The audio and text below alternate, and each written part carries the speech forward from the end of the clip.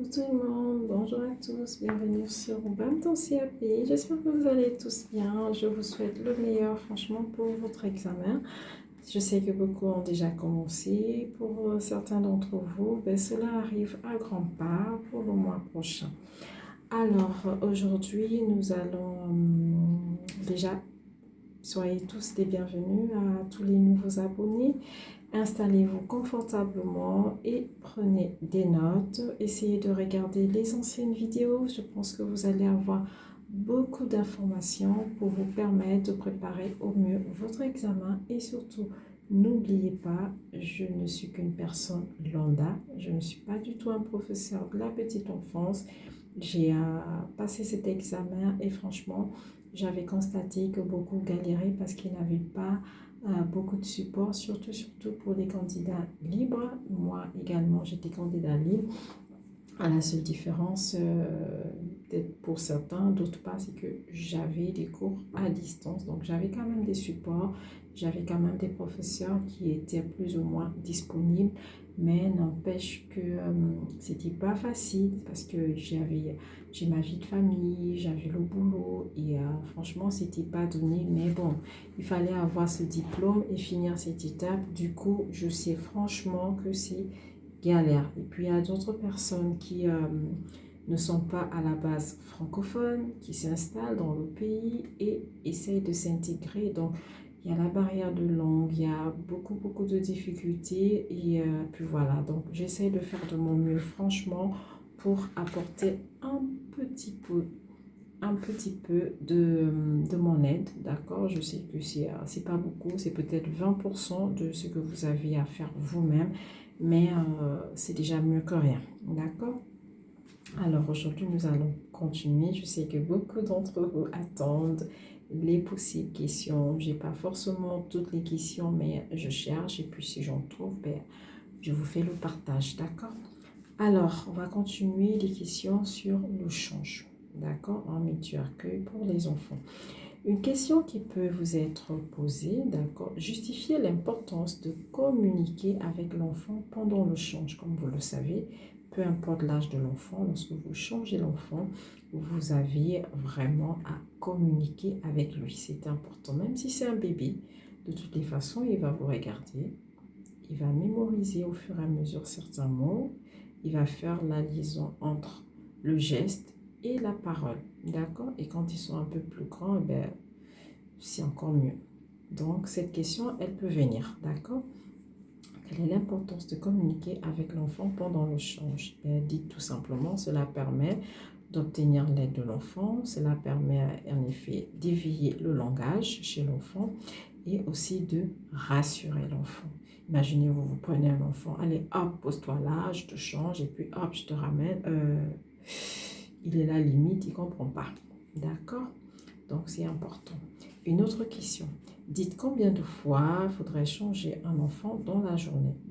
C'est simple, à cette question, il faut tout simplement répondre que on a besoin de changer un enfant autant de fois que nécessaire dans la journée, même s'il est bien vrai qu'on propose le change avant de passer à une activité pour les enfants un peu plus grands, avant d'aller manger, avant de se coucher ou après la sieste aussi, avant et après la sieste, mais sinon le change c'est vraiment à tout moment de la journée lorsque besoin se fait sentir, d'accord? Une autre question, indiquez 2 critères de confort à respecter lors du change. Quels sont les 2 critères que vous pouvez donner? Après, vous pouvez en avoir d'autres, hein, d'accord? Déjà, les critères de confort à respecter lors du change, donc vous pouvez dire bien sécher l'enfant pour éviter qu'il y ait des macérations, d'accord? Macération, autant pour moi, d'accord? Et vous savez, lorsqu'on fait sécher la serviette, on fait quoi? On tapote. N'oubliez pas, hein, tac, tac, tac, tac, on tapote tout doucement pour bien faire sécher. On regarde dans les plis, d'accord? Donc, on tapote. Autre chose aussi, c'est de ne pas trop serrer la couche. Quand vous mettez l'enfant, sa couche, il ne faut pas trop serrer. C'est justement pour éviter des frottements et aussi des irritations. D'accord? Une autre question, indiquez 2 critères d'hygiène à respecter lors du change. La première chose, c'est déjà de se laver les mains. De se laver les mains avant de faire le change et également de se laver les mains après le change pour tout simplement éviter les contaminations croisées. D'accord? La deuxième chose, c'est de mettre des gants à usage unique, donc des gants jetables, d'accord? Surtout lorsqu'il y a des épidémies de gastro-entérite. Mais lorsque par exemple on nettoie des selles, c'est bon aussi d'avoir des gants. Moi, à la crèche, perso, je préfère avoir des gants à tout moment. Comme ça, on a les gants, on change l'enfant et après on se relave les mains. C'est pas parce qu'on n'a pas des gants, on ne doit pas se laver les mains, hein, bien après, d'accord? Donc il y a ça. Une autre question, qu'est-ce que je voulais dire?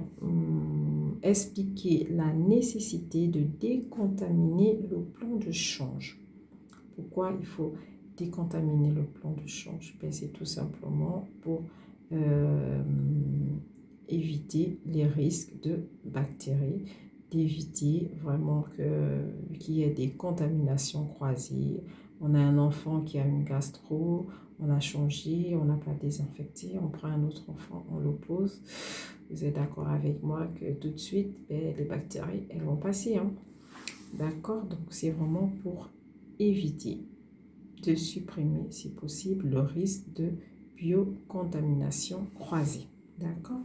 Une autre question qui peut également arriver, indiquer les objectifs du change chez l'enfant. Le change de l'enfant, en fait, ça permet tout simplement de répondre aux besoins fondamentaux de l'enfant, à savoir être propre et se sentir bien. D'accord? Donc, le besoin, c'est vraiment un besoin d'hygiène. Donc, le besoin d'être propre. D'accord? Autre question, précisez pourquoi il est important de renouveler cette action souvent. Pourquoi est-ce qu'il est important de changer bien souvent les enfants? Pourquoi on ne leur laisse pas avec une couche toute la journée? D'accord? Donc, on peut tout simplement dire qu'il est important de changer l'enfant bien souvent, aussi nécessaire que possible. C'est déjà pour le confort, d'accord, de l'enfant, et éviter aussi que l'enfant, comment dire, pour son confort, parce que lorsque l'enfant n'est pas changé, s'il a des urines, que la couche est trop grosse, vous voyez qu'il tout de suite, il baigne comme ça dans ses urines, ou s'il y a des selles à l'intérieur, il baigne dans ses selles. Donc c'est pour le confort, donc c'est pour son hygiène, c'est pour son bien-être, et en même temps, ça évite aussi l'érythème fessier. D'accord? Parce qu'après l'enfant, ça brûle, hein, l'urine, il y a de l'urée et ça brûle, c'est toxique. Donc tout de suite, il faut nettoyer. D'accord? Donc pour éviter l'érythème fessier par exemple et aussi pour le confort, l'hygiène de l'enfant. Dites si vous trouvez normal qu'une personne reste avec vous lors du change. Justifiez votre réponse. Si vous êtes par exemple en stage, oui, c'est normal que vous ayez quelqu'un à côté de vous. Tout simplement, c'est la responsable de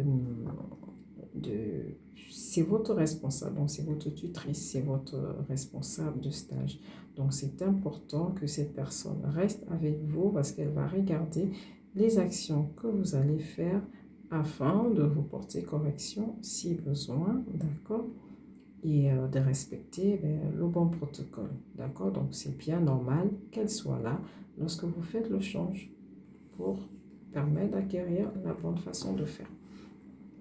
Une autre question, indiquez l'intérêt du cahier de transmission en multi-accueil. Tout simplement, en multi-accueil, on travaille en roulement. Donc, c'est important parce que le personnel du matin n'est forcément pas là lors de la fermeture. Et le cahier de transmission permet donc d'assurer un suivi cohérent dans la prise en charge des enfants. D'accord? Une autre question qu'on peut demander, citez le rôle du pédiatre dans un multi-accueil. Vous savez, souvent, on a une infirmière, des fois, on a des auxiliaires puéricultrices, d'accord, ou un médecin. Donc, pourquoi est-ce toujours bon d'avoir quelqu'un de la santé? En général, on a un médecin, d'accord, donc qui est le référent de la structure. Et c'est cette personne qui élabore avec la directrice les protocoles d'urgence, d'accord, ainsi que les consultations dans le cas de suivi de la PMI.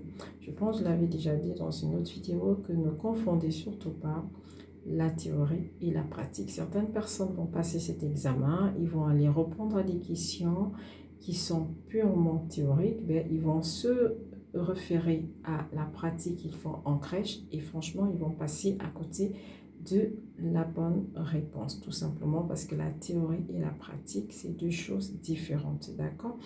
Par exemple, lorsqu'on a le CAP, rien que le CAP, moi je vois en crèche, on n'a pas le droit, par exemple, de prendre la température à un enfant. Ça, c'est l'auxiliaire puéricultrice qui a le droit de le faire. Si vous constatez qu'un enfant il vous semble fiévreux, bien, vous faites signe à l'auxiliaire, d'accord, ou tout simplement à la directrice qui est infirmière. Mais si vous n'avez que le CAP, ce n'est pas à vous de prendre la température de l'enfant, encore moins de lui donner du Doliprane.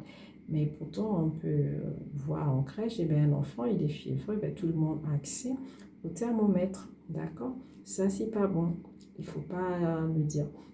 À moins que vraiment on vous demande si vous avez l'autorisation, si vous pouvez le faire, qu'est-ce que vous avez à faire. Mais déjà d'entrée de jeu, dites toujours, moi étant CAP, je n'ai pas le droit.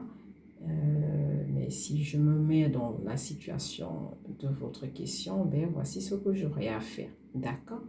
Mais en vrai, vous n'avez pas à le faire. C'est ça la différence entre la théorie et la pratique.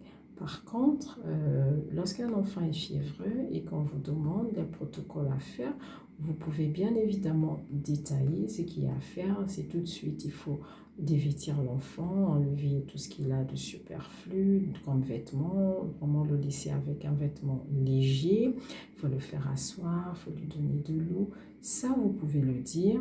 Mais dans ce cas, précisez bien qu'il y a un protocole qui a été mis en place, qui est plaqué sur les murs.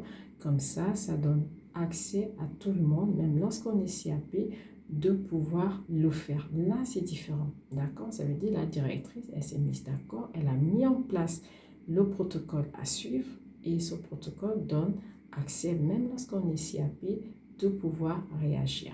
D'accord, mais si vous ne mentionnez pas ça comme ça, je vous assure, ça peut vous coûter des points si vous n'êtes pas auxiliaire. D'accord, la santé, on ne joue pas avec la santé. Hein.